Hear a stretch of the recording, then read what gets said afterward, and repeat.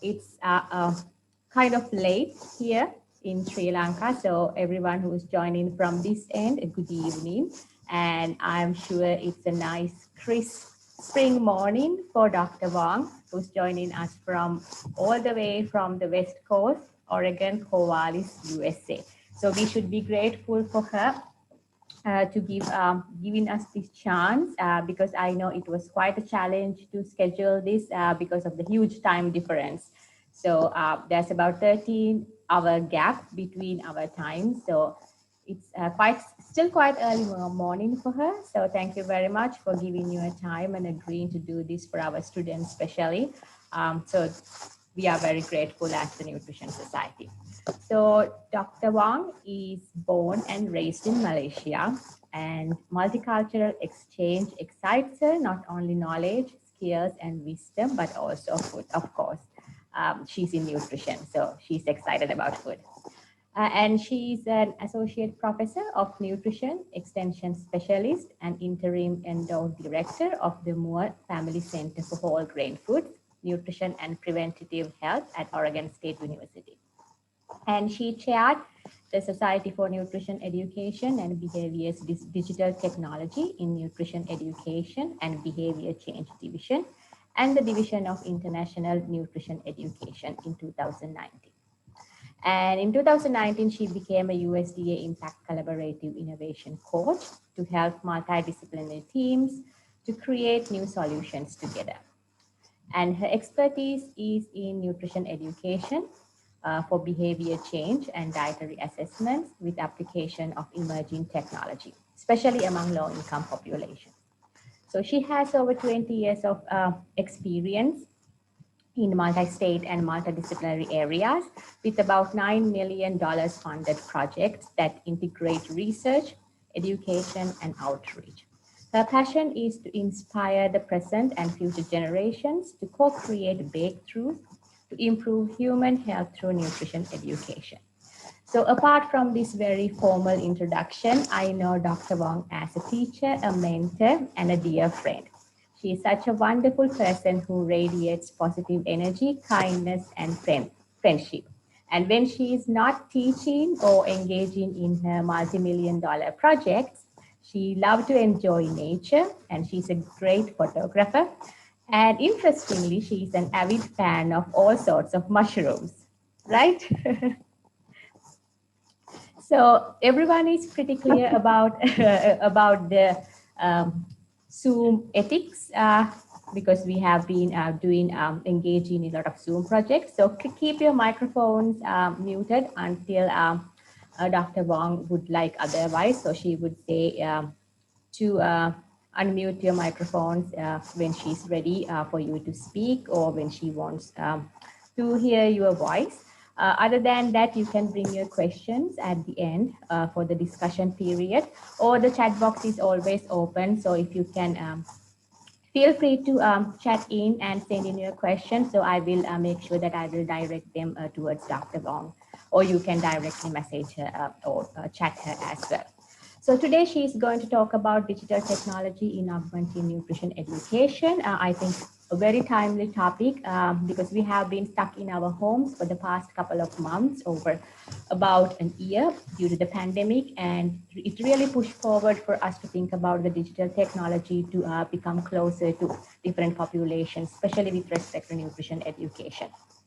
So therefore, I'm pretty sure that she's going to introduce some cool techs and toys for our students, some new innovative thinking. So I think this would be a very interesting session, and I hope they will get something out of this.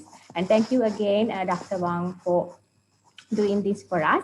So without any further ado, I would like to hand over the microphone to Dr. Wong. So Dr. Wong, the Zoom space is all yours. Thank you very much. This is such a pleasure to be with you, Dr. Pereira, and your students and the rest of the attendees. This means a lot because, I mean, I get to see my former student meeting other students, right? This is the inspiration, the passion behind my work as an educator. So thank you very much for inviting me to be here, Dr. Pereira. You are And very I, welcome.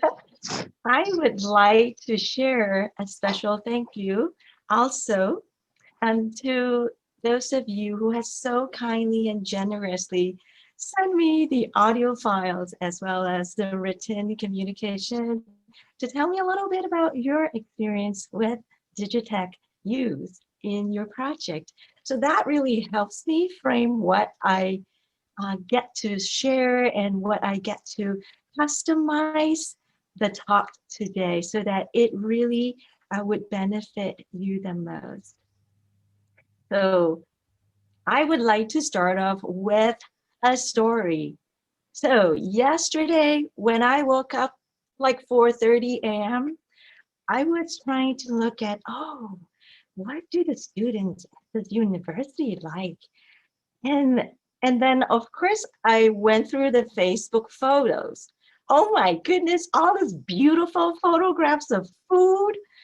And then I just keep scrolling and scrolling, and I saw beautiful food and yummy food. So of course, yes, I got very hungry.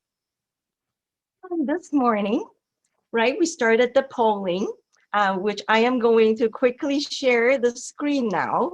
Let's see. So the poll result. Okay. Thank you everyone for polling. This is what we got. I kept seeing banana was winning. It's still winning. So it, thank you. So this group, okay, yes, you can cast your vote here. One last chance for 10 seconds or so as we move into the next slide. So, well, banana still wins. So it's just exciting to follow that.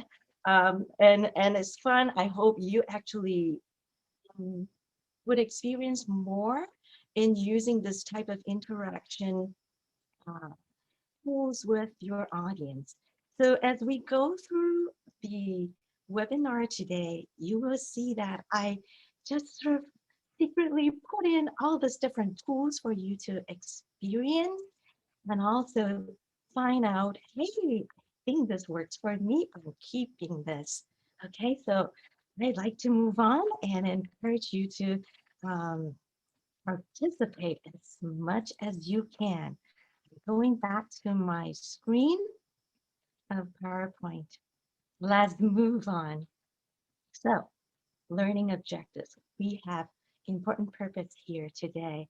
I know it's late in the evening, but the fact that you're here, I know that you want to learn, and I want to learn from you too. Okay, so these are the objectives that we want to achieve. Number one, review the application of digital technology in nutrition education. Number two, we want to understand design thinking for nutrition education. And number three, we want to apply design thinking, Bloom's revised taxonomy, the quantic foundry, games motivation, and some selected innovation tools for you to augment nutrition education in Sri Lanka. So these are the three main learning objectives that I hope you feel like, oh, okay, I have learned something new at the end of this time that we get to spend together. Now, in the handout that you have received earlier, you see that these are some learning activities that I've planned for us to experience using the Bloom's revised taxonomy. So what you see here is this busy table, but then if you look at the columns and the first row, you actually see very clear direction of how people learn and actually um, being able to apply what they have learned into new creation. That's what we want to aim for, such as people creating new recipes from the basic things that they know how to prepare, let's say a salad or a curry. And so there are so many types, there are many types of knowledge. Yeah, it feels like so many, but then we can categorize them into four types. the factual, like something that you just memorize, such as labels or vocabulary, concepts, right? How things work, um, and then the procedural type of knowledge, is like step by step. How do you do this in a process? And then metacognitive is to actually connect all this to your own self. Um, that includes doing reflection. Okay, so I encourage you to also use this table to plan your teaching. And that's what I put here for us today. You see that the three main topics that we will go through, that you will hear over and over again, are Digitech application, design thinking, and some innovation tools. And then you see dots, those three color dots. The red dots are like lectures, just see you start talking. I hope we minimize that because I want you to chime in too and have fun in learning. Yellow dot, it's solo activity. That means you do it by yourself. And then the blue dot, where we involve the group activity, just like what you have done in the practice by doing that live poll for telling me what your favorite fruit is. Okay, you see that I put several dots here. I know that time is usually not enough, so we will pick and choose what flows in our interaction today. So please feel free to continue with these planned activities after this webinar. Or maybe, if I get lucky, maybe Dr. Pereira is going to invite me back for a second webinar so that we can do more activities together. Yes, yes, I will. Thank you. All right, let's move on. Okay, setting ground rules is very important to help your attendees know what they can do and how they can really do well in their participation. So I like to invite you to choose between being a bumblebee or a butterfly. So this rule comes from the unconference concept. Okay, let me quickly look at the chat here. All right, yes. Okay, the bumblebee really works. Okay, it goes into the flower and then it really works and contributes. The butterfly flies around and observes, not really engaging, and that's okay because some days we don't really have that energy to do that. So please feel free to do that. We're all adults, and so it is okay to give yourself permission sometimes to be a butterfly, especially in the evening. Maybe it's a tired day. But if you still have energy, please be a bumblebee, okay? Now, then most of you had already participated in the menti.com. So please keep that open because we will have more live posts to come. Then the third thing is when we are in the breakout room, I'd like you to choose a team captain very quickly because you don't want to lose time. And then this team captain is going to share back some highlights from your group discussion. Okay? And then be curious and have fun. All right. So imagine this is more like a cafeteria talk, okay? So bring in your food, your beverage. I know I can't see you, but if you're eating something yummy, it's okay to show your video. I love food. Okay, let's move on to some important content. What is digital technology? Okay, let me move some pots here so I can really see it in my view and focus. All right, so you look at the right side. It is an umbrella term for computer-based products and solutions. And you probably have heard about these are the electronic tools systems, right, for big data, visualization, devices, something that you can wear, right, like Fitbits, resources that generate, store, and process data. And when it comes to learning, digital learning is any type of learning that uses technology. And today you will see that a lot of the technologies or examples that we see are related to the digital learning because we're talking about nutrition education. Let's look at 20 digital technology examples. These are the very common ones. I like to invite you to put in the chat, what do you use the most? You can just put the numbers, okay? So chime in which digital technology you use the most. So for me, let's see, wow, website, computers. What about you? Especially in your nutrition education. Anyone? Please feel free to put in the chat, in the Zoom.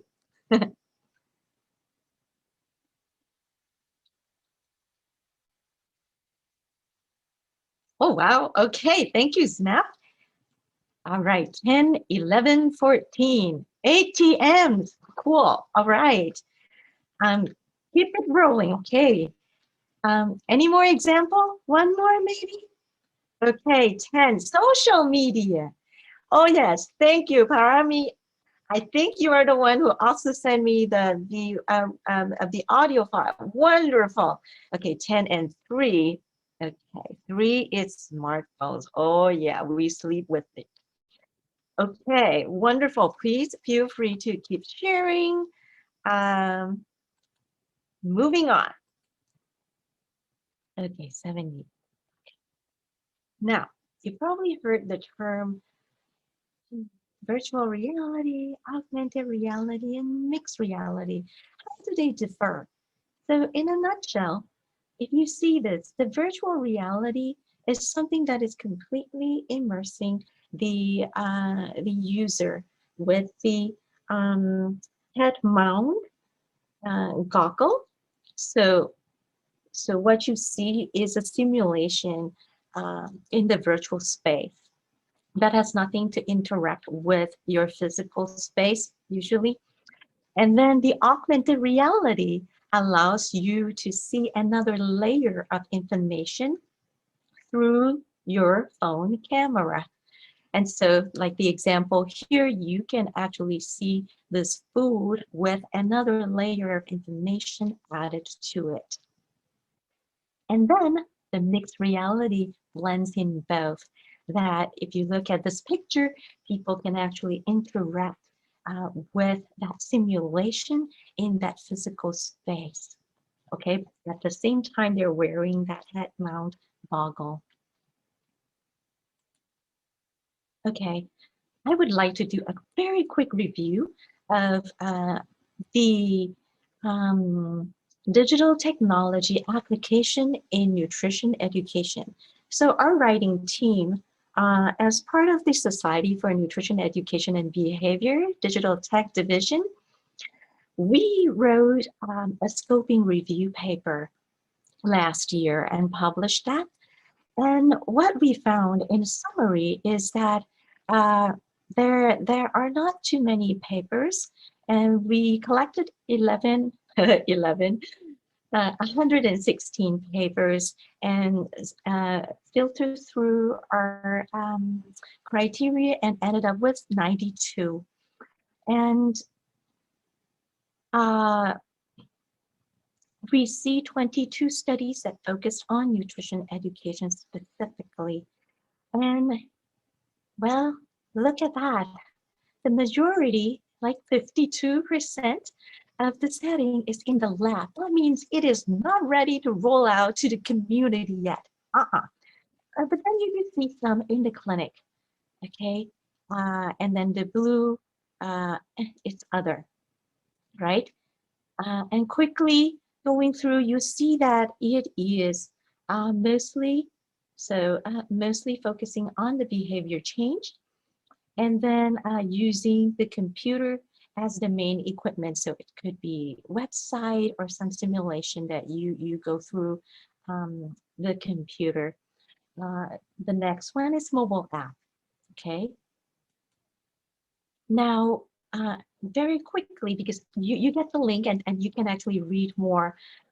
So very quickly, the conclusion that we find is that, yes, mixed reality technology is flourishing and in the field of nutrition, but we still have important gaps. So what are these gaps? We identify three main gaps. One is inadequate methodological rigor. It's like, okay, it doesn't really, maybe hasn't followed or integrated a lot of the behavioral change theories, okay? And it lacks community application, or it lacks the assessment of the impact on dietary behaviors. And most of them are just like one time and even just testing the concept of it.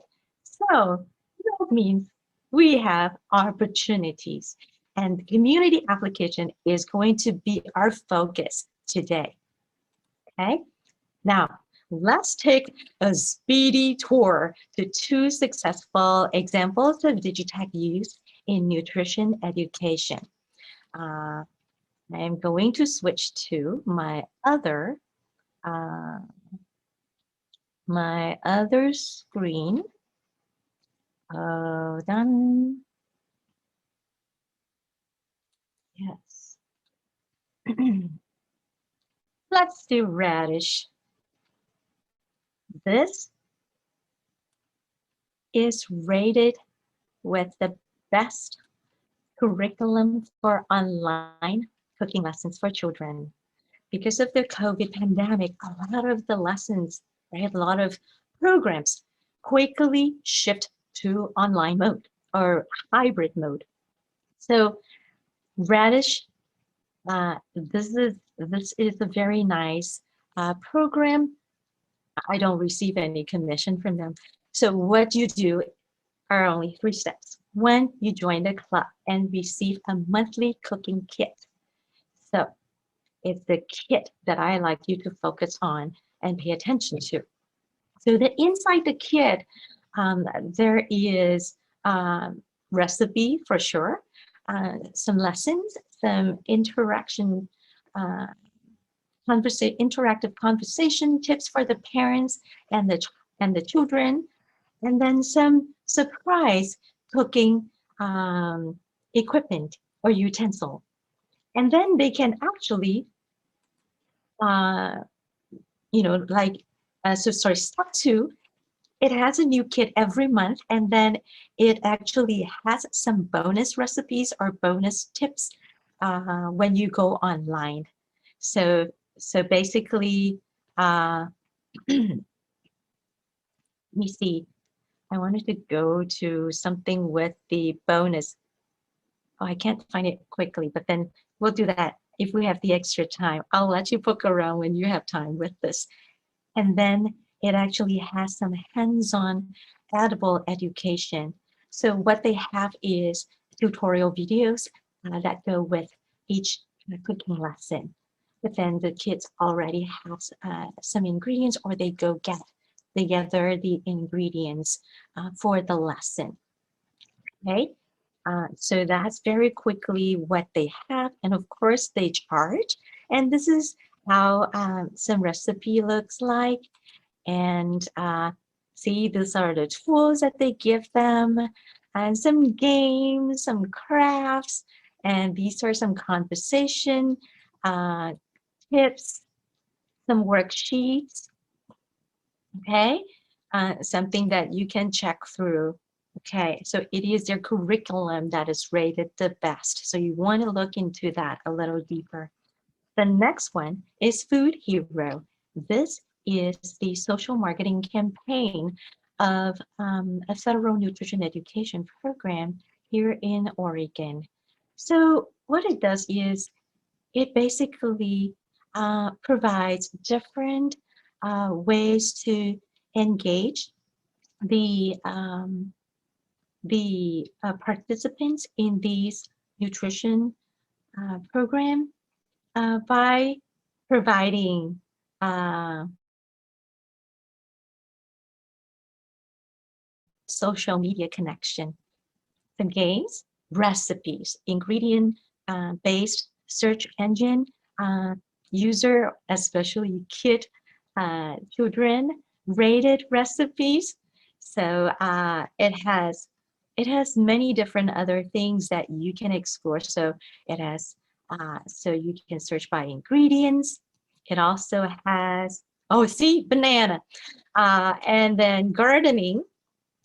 So different things for you to engage your learner with, and many other things more. And they have the free cookbook to download. Anyway, quick tour because we need to move on. All right. Any question or comments so far?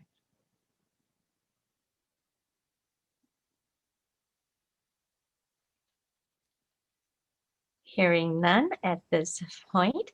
Let's Dr. Wong, move. if may I Yes. ask, it's one thing. So, do you kind of monitor who uses these two? I think Food Hero is Oregon State one. So you can definitely, I think, take a peek at who's using it. So, is there some sort of a monitoring and evaluation kind of activities going on with this, with respect to these?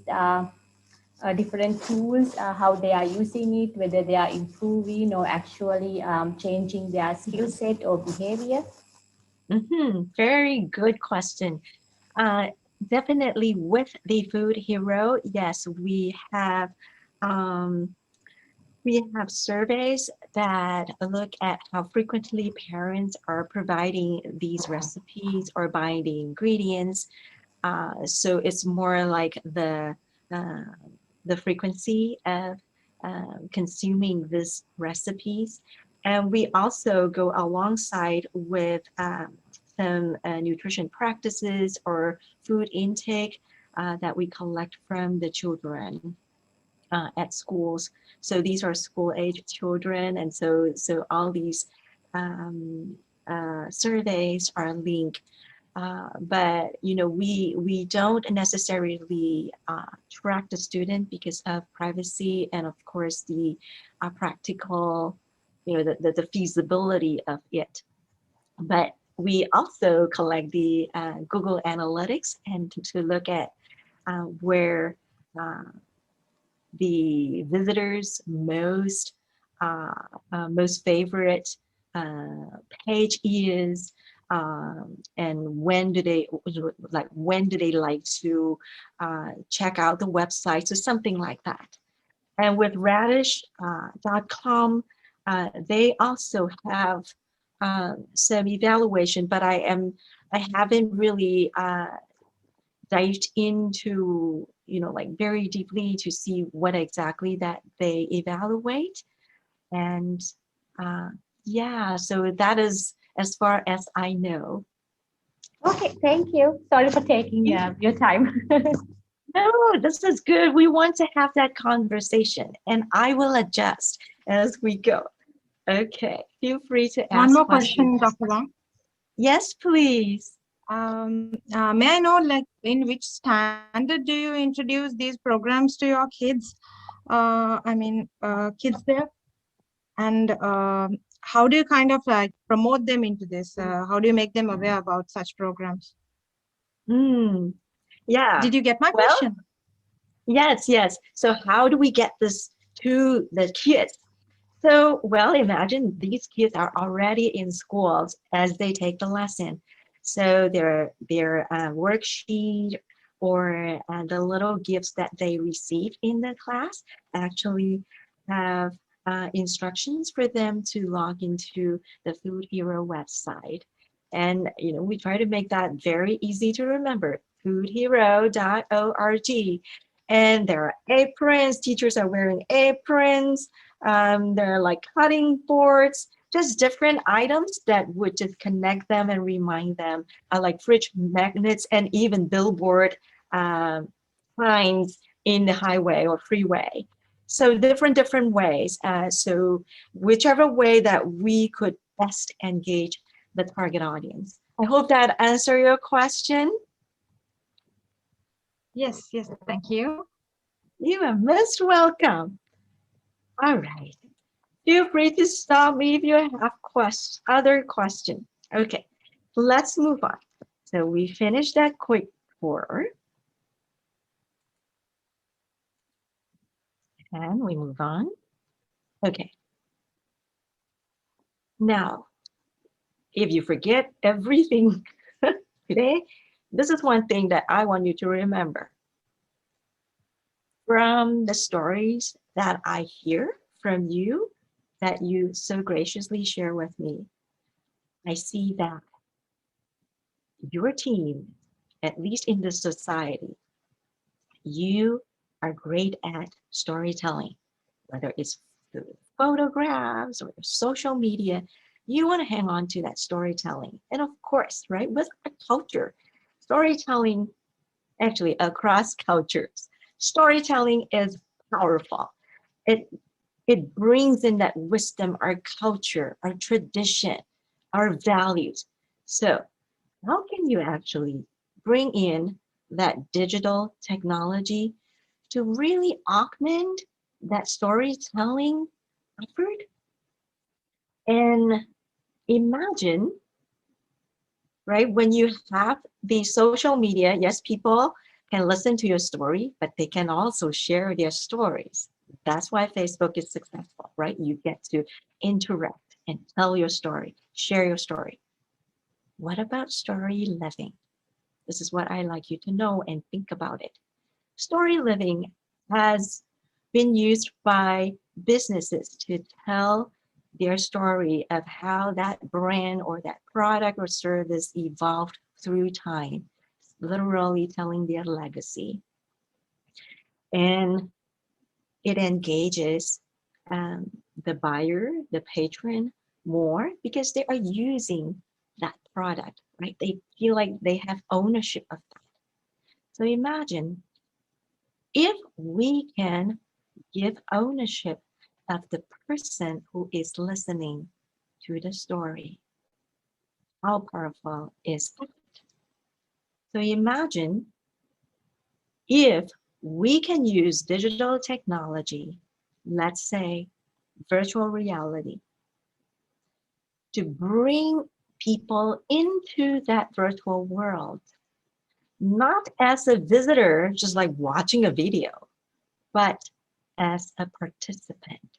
Maybe they role play as a farmer of this ancient grain back in Egypt. Right? And they go through the drought and they maybe even go into the market to sell them. So it is us, the learner, being part of that story. That's what we call the story living. So I'd like you to go to bed tonight and think about what you can do to build this future. Because the tech experts here are highly envisioning this moving forward. So one thing for you to remember and for us to remember is that we don't want to duplicate anything that we can do well in the physical world, in the virtual world, in the sense that we want to use the virtual world to do the magic that we cannot do in the physical world, such as giving us some superpower, right? In the virtual world, we can fly, we can maybe drink 6 packs of Coca-Cola and still not having whatever side effects of that, right? Before a soccer game or cricket game. Okay, so you get that, all right? So I want you to sort of put it inside and internalize that. Okay, moving on. That leads us into design thinking. Design thinking is human-centered approach, okay, to innovation.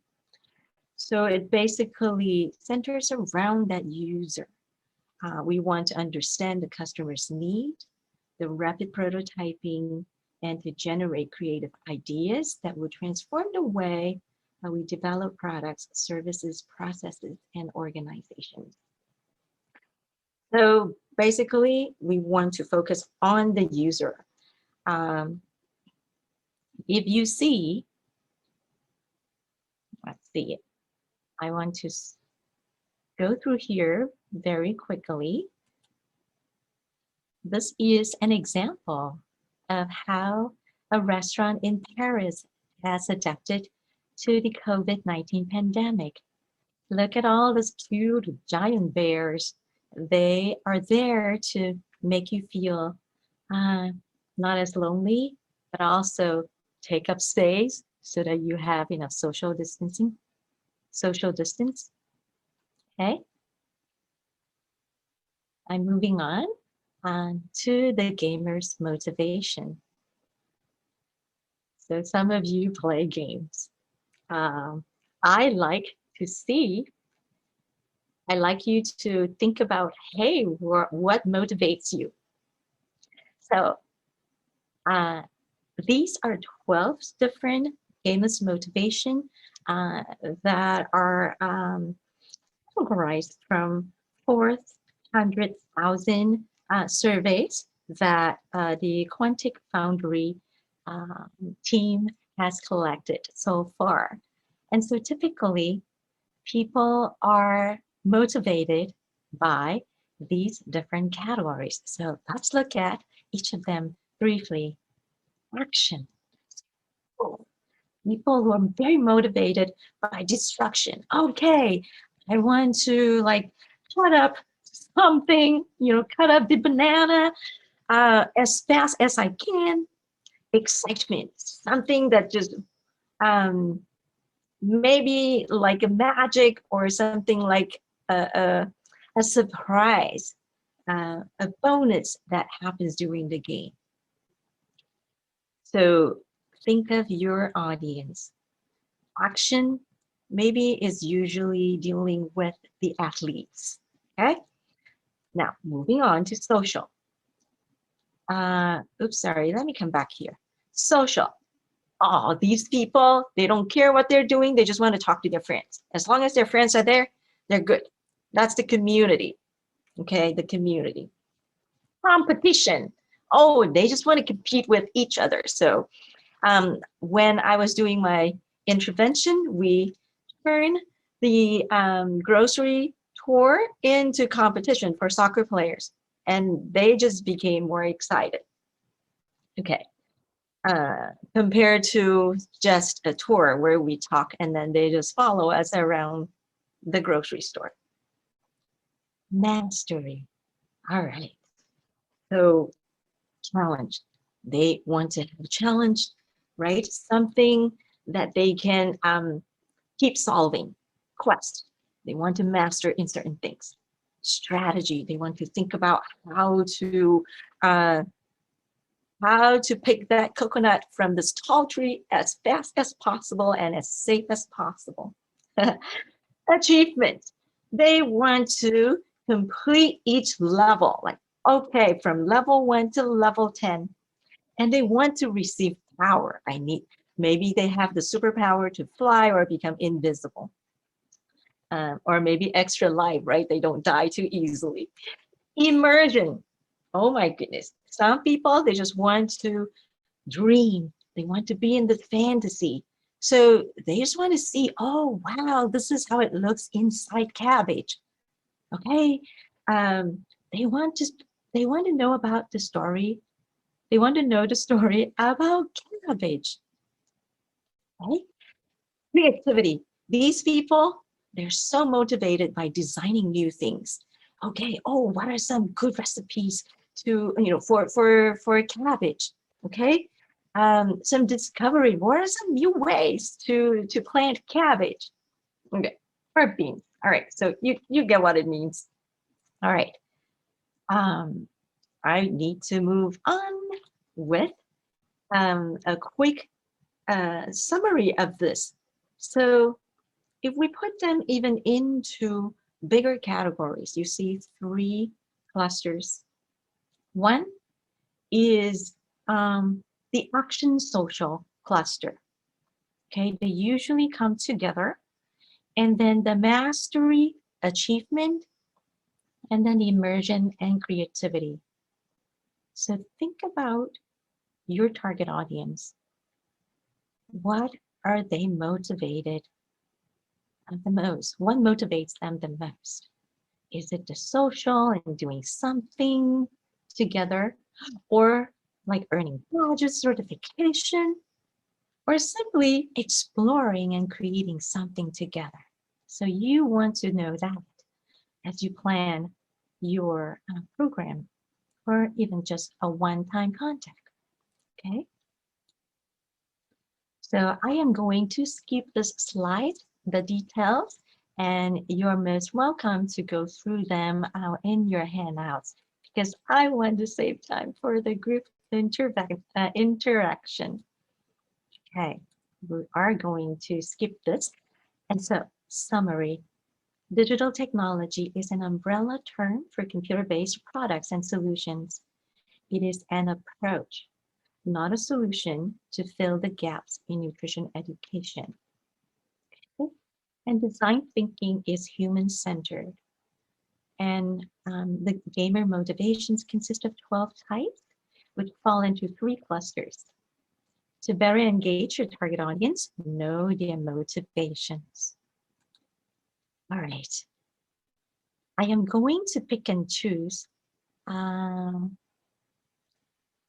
two of these innovation tools today. I am going to choose the golden circle and the change formula. The golden circle. This is a big question that you should ask yourself and confirm throughout your whole career, okay? So the question is, what impact do you want to make in your life? So I am going to open that poll soon so that you can start sharing as I continue to explain a little bit more.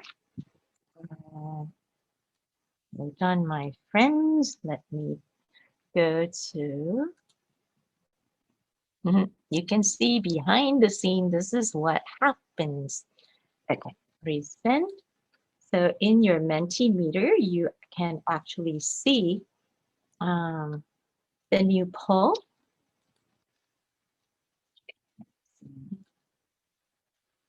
Oh, thank you. This is wonderful. Okay.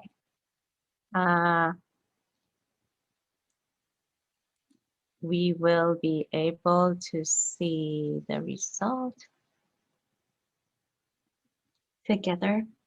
So oftentimes we jump into the what. Whoa, we should go to the next one.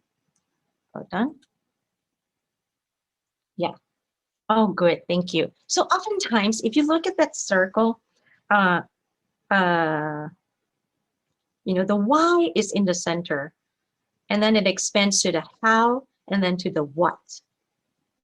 The why is the passion that keeps us together, keeps the team together. The how, you know, let's say in terms of obesity prevention, let's say the why is prevent obesity. The how is through social media. Now, what is something in more details? What exactly are you going to do? Let's say, you know, Facebook page to engage mothers. So it's very easy to start off with the what and the how, and then we all get stuck because we don't know what our shared purpose is.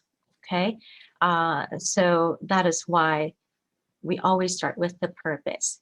Let me refresh the page, see if we have more input here.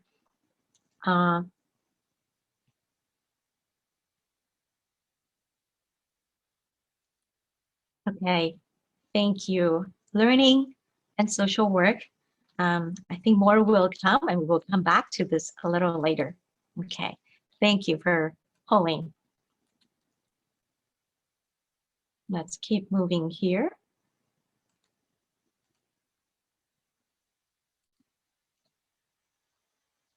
Remember this, to start any journey without understanding your purpose is to fail before you begin. Okay. So we did that. Okay, very quickly, the change formula. This happens.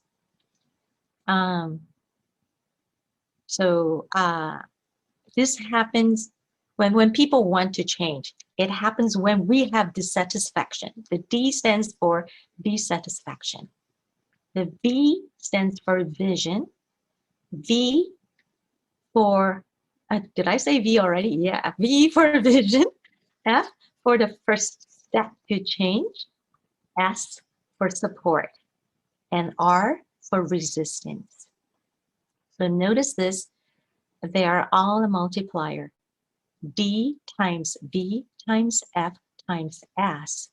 If they are greater than R, then change will happen. But if they are less than R, change will not happen. It's the same old, same old. You hear people saying, this is how we used to do things. This is how we do it. Why change? That's called the status quo. And also notice, what if D or V or F or S is 0? What is going to happen? Anyone?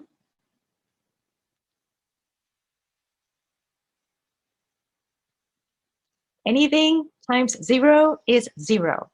So you want to make sure that you actually take care of each of these factors. Okay? So I am going to skip through these, because then we can actually focus a little bit more on our interaction here. So I'd like you to think about the ways, at least for now, ways that you can use digital tech to improve, right? Augment your current nutrition education program. Or if you teach, how can you actually augment that teaching? So anything that relates to nutrition education, I'd like you to start writing all of your ideas. Okay, so start listing all of your ideas, and you're going to do that for 2 minutes. And so here are some tips. You can think about ways how people actually plan the menu, people get the food, how people prepare the meals or snacks or the food, or how people eat them. So how in each phase, or one phase, that you can actually use digital to improve that. And then challenge yourself to think in a different way. Okay, so either asking questions and then come up with more ideas, or looking at different facts to come up with answer. So I will just pause here and give you 2 minutes to do that. Okay, and then we'll move on.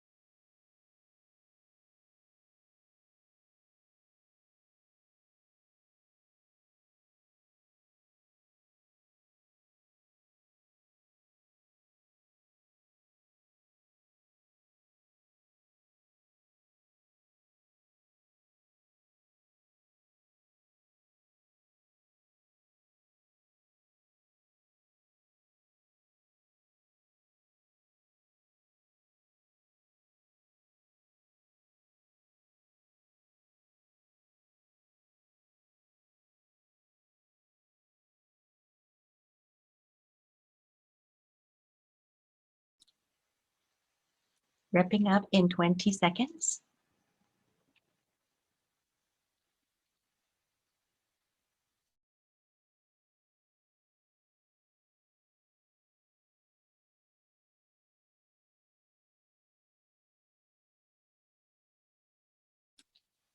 All right.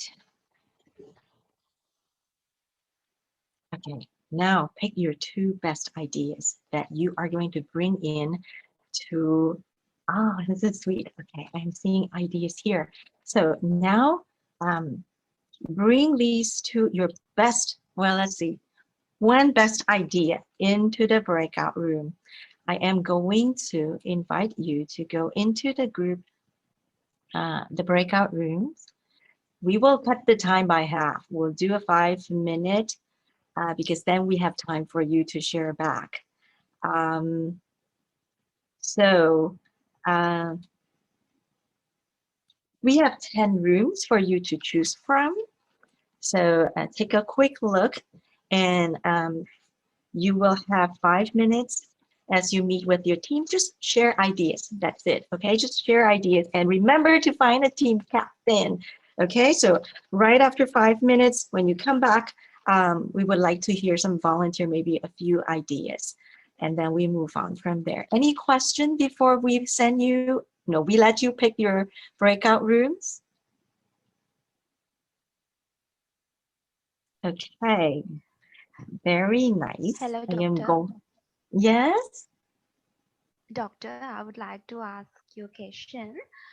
Yes. Could you please tell us some tips to follow by future nutritionists in Sri Lanka specifically to promote nutrition education in Sri Lanka? Yes. Yes. Yes. So focus on how you would promote that in Sri Lanka, even specifically to your target audience in Sri Lanka. All right. Now, Thank you, doctor. you are most welcome. All right. Now, please go into the rooms that you want to be.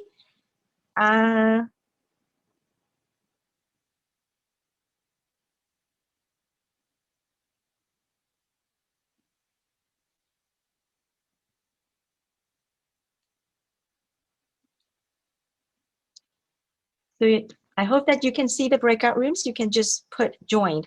And it's okay if you want to stay in the main room and not join any breakout rooms, okay?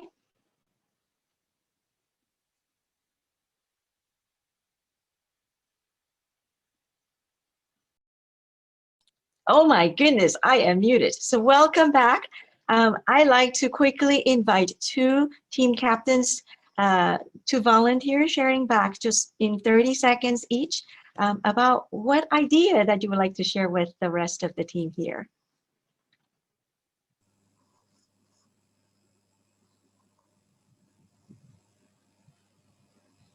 Anyone? Don't be shy.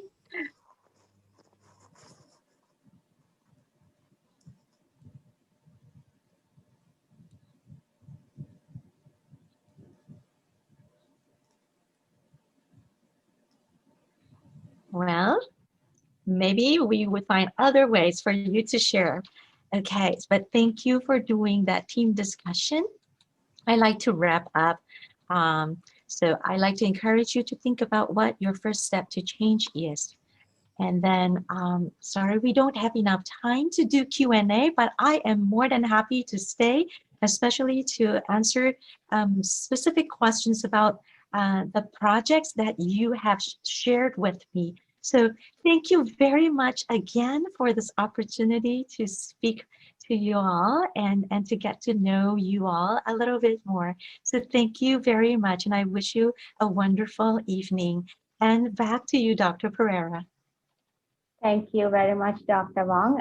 It's, probably maybe we can continue in another time when you get a chance again for us to, you know, talk to our students. I think this is a very interesting session, and thank you for everyone who participated today and brought in their questions. I think definitely we can do a series of webinars on this because this is quite new for us, and we are very interested in learning about these new technology and new tools and how we can use those in augmenting nutrition education in Sri Lanka, specifically how we can do tailor-made programs that suited for our populations better. So I think this was a great start. So we will see if we get a chance to continue another session, and there we might be able to do a little bit more interactive type of a session. So given that that you will be able to find time, and then we will discuss another chance maybe. So thank you very much, Dr. Wong, for giving agreeing to show up today. I know you are very busy at this time of the year, and we don't want to take your morning too much because it's probably already, is it 8:30 almost?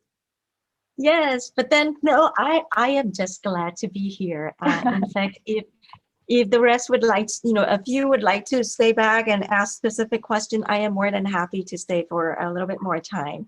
Oh, yes, and yes. I can collect some questions. If students have any questions, I can definitely email you, and they can email you. So that you listed your email address there as well. So as I said, Dr. Wong is very friendly.